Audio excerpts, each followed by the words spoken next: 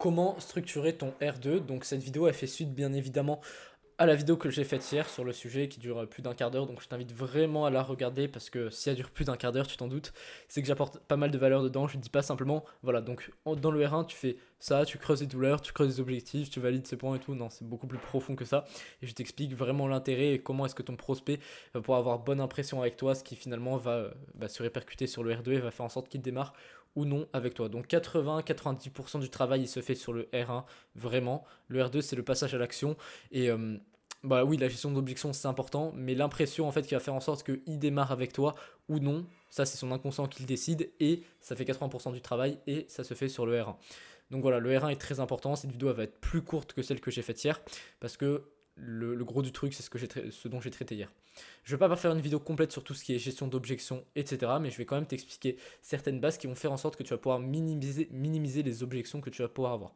Déjà la première chose à comprendre c'est que en fait, le R2, c'est juste le moment pour passer à l'action et quasiment tout est déjà fait suite au R1. Donc pour moi, comment est-ce que je structure un R2 aujourd'hui? J'arrive sur l'appel avec la personne, je revois tous les points finalement qu'on a vus sur le R1. Donc c'est pour ça que je prends des notes, etc.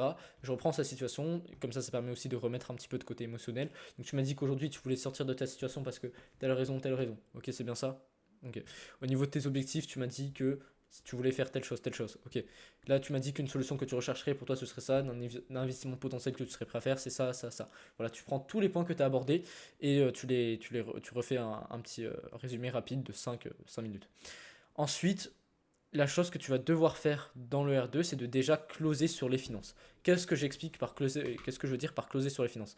Tu vois, la plupart des gens pensent qu'ils closent sur l'offre et pensent que finalement le fait de partager le prix de l'investissement, combien va représenter l'investissement de l'accompagnement, de la formation ou quoi, ça arrive à la fin et c'est à ce moment-là que le prospect doit agir. Et c'est à ce moment-là, tu sais, tu regardes la cam comme ça et tu dis rien. Ça, je l'ai fait, oui, ça marche, mais non, c'est pas la chose la plus optimale, ce qui fait que j'ai un taux de conversion bien plus supérieur à ce que j'avais avant. Maintenant, c'est littéralement le fait de traiter le point des finances avant de partager la solution. La solution, c'est juste la façon dont tu vas l'accompagner, mais ça, on s'en fout. Par contre, ça veut dire qu'avec la solution, tu vas pouvoir remonter en énergie, alors que les finances, c'est un truc négatif. C'est-à-dire que si tu fais la solution et après, genre, il y a ça, ça, ça dans mon accompagnement, mais par contre, c'est 3 000 euros, bam, là, tu mets de l'énergie négative. Par contre, si tu traites déjà les finances le plus tôt possible, genre, oui, ça met le coup de bas dans l'appel, mais après, tu as tout le R2 pour remonter, le moment où tu partages la solution, le moment où tu expliques la solution, tout ce qu'il va y avoir dedans, etc., tous les bénéfices et tout. Et là, du coup, il est au summum de l'énergie, ce qui fait que tu le closes à ce moment-là. Et donc, plus tôt tu creuses les finances, plus tôt il y a le moment down dans l'appel, et donc plus après tu as de temps pour remonter la pente et faire ça de façon et finir sur un truc beaucoup plus positif pour qu'il passe à l'action. Parce que ce que tu dois comprendre, c'est que ton prospect est émotionnel. Peu importe la décision que tu prends, moi je fais souvent le truc, je dis souvent oui, décision émotionnelle, décision rationnelle.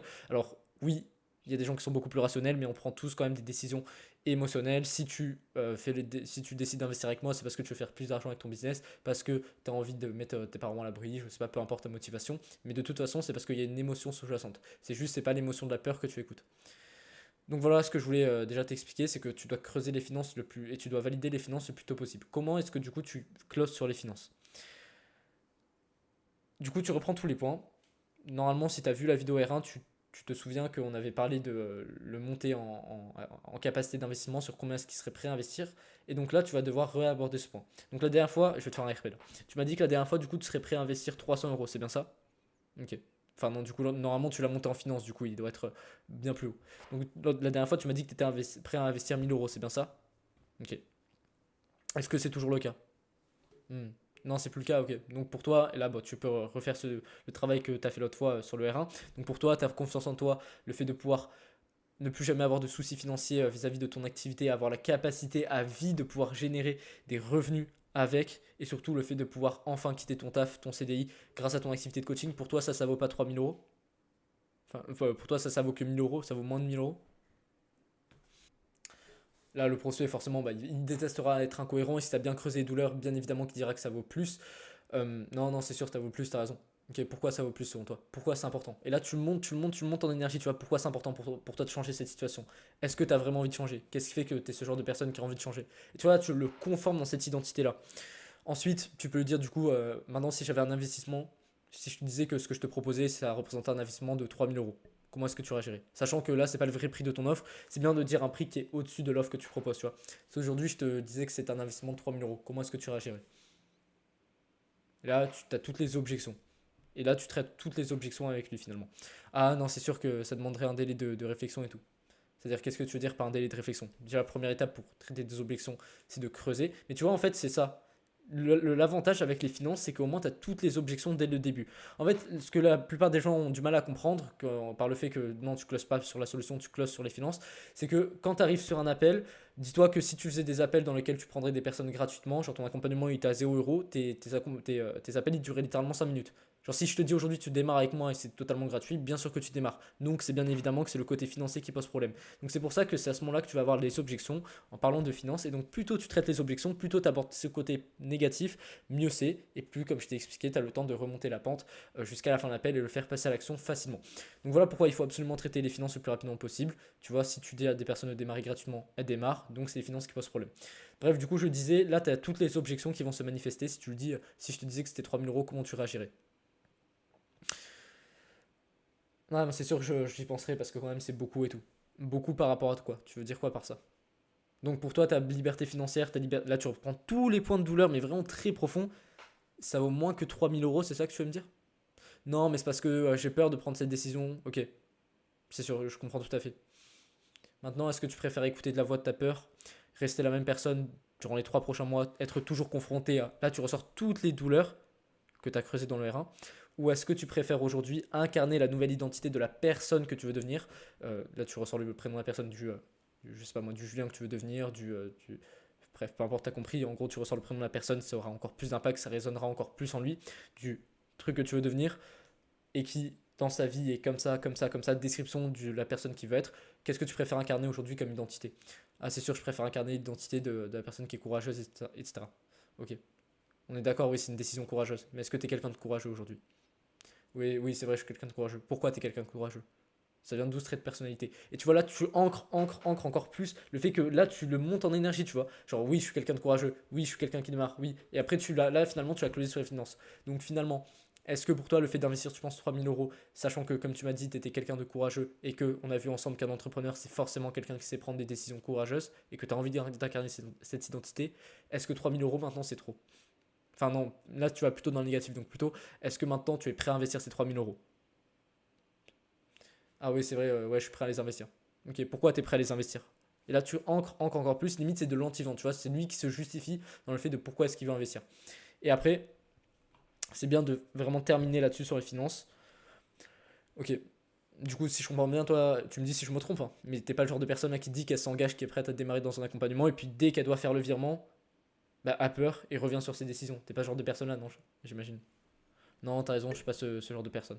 Pourquoi t'es pas ce genre de personne? Et là, tu vois, en fait, c'est que ça, c'est que ancrer cette nouvelle identité de la personne qui veut incarner. C'est ça ce que tu dois comprendre dans la vente, c'est relever l'incohérence entre la personne qu'il veut être et les choix qu'il veut prendre. Dès que tu comprends ça, et dès que tu mets en perspective à quel point est-ce qu'il veut faire est incohérent vis-à-vis de la personne qu'il veut devenir, et que tu le ancres dans l'émotionnel, et que tu le visualises dans la personne qui veut être, et que tu mets tous les côtés négatifs sur la personne qui l'était avant, crois-moi qu'il passera beaucoup plus à l'action.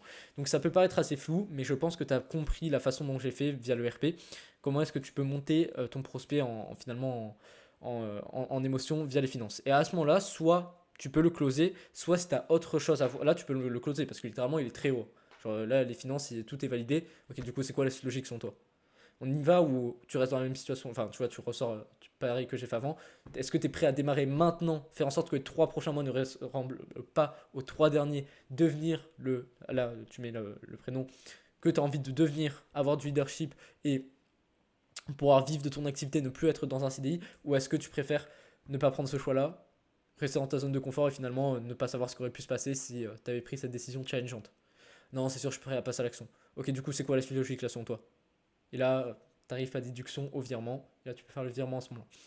Soit tu fais ça, soit si tu as d'autres points à aborder, bah, tu closes sur les finances, comme j'ai dit, genre tu reviens pas sur ta décision. Et après, tu peux voir les autres points. Et à la fin, tu fais une montée en énergie de la même des façons. Genre, ok, du coup, là, c'est quoi la suite logique selon toi? ok, là, si je te disais d'investir, comment est-ce que tu réagirais, etc. Et tu le montes en énergie de la même des façons, sauf que tu le refais à la fin.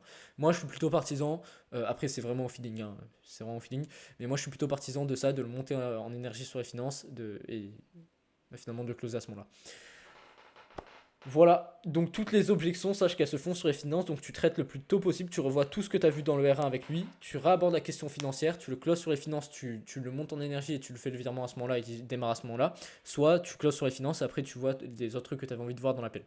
Mais sache que ton prospect ne pourra pas passer à l'action quand il a un moment normal ou un moment bas, il faut vraiment le monter en énergie, monter, monter, monter, c'est ça qui va le faire passer à l'action. Donc n'hésite pas aussi à faire tout ce qui est visualisation, imagine-toi dans 3 mois maintenant, comment est-ce que tu te sentiras à ce moment-là, comment est-ce que tu organiserais tes journées quand tu as la situation que tu aimerais, etc. Vraiment, je joue beaucoup sur l'émotionnel. Je vais faire des vidéos très spécifiques là-dessus parce que c'est tellement puissant. En fait, il faut que tu allies à la fois rationnel et émotionnel pour faire passer à l'action ton prospect. Voilà. J'ai parlé vite dans cette vidéo, mais je pense que c'est assez clair ce que je voulais t'expliquer. Donc, R2, c'est ça, tu reprends les points, tu closes sur les finances, tu montes en énergie ton prospect de la façon dont je t'ai expliqué, et après, finalement, tu fais faire le virement et c'est là où il démarre. Voilà. N'hésite pas si tu as des questions à rejoindre le canal WhatsApp ou même à mettre en commentaire. Mais canal WhatsApp sera beaucoup plus pratique parce que si tu veux même, je te fais des vocaux, etc. C'est bien mieux. Donc canal WhatsApp, tu m'envoies un message en privé, tu me dis j'ai pas trop compris ce point-là, tu peux m'expliquer un petit peu plus et je t'explique avec grand plaisir. C'est le premier lien dans la description. Sinon moi je te dis à demain parce que je fais une vidéo YouTube par jour. Allez à très vite.